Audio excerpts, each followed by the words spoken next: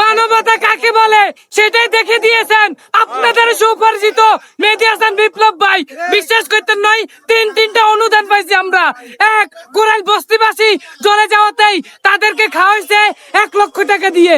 আবার 2, মিজান ভাইয়ের ভাতের হোটেল আজকে 28 তারিখ শুক্রবার 2 লক্ষ টাকা গরু এবং খাসি সেটা অনুদান দিয়ে লক্ষ লক্ষ মানুষের খাওয়াইছে।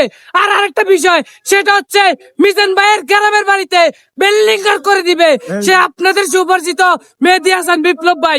আর কি হয়েছে জানেন, মিজান ভাইয়ের হাতে আজকের যে পরিশ্রমিক 50,000 টাকা দিয়েছে, দিয়ে বলছে এগুলো আপনার যেখানে যারা কাজ করছে তাদেরকে দিবেন, আর বাকি টাকা যদি লাগে আমি আবার দেব।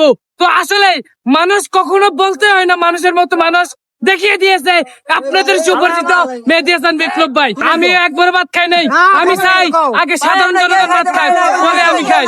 তো ভাই মেহেদী হাসান বিপ্লব ভাই গ্রামের বাড়ি করে দিবে, আপনারা সবাই কি বলেন ভাই?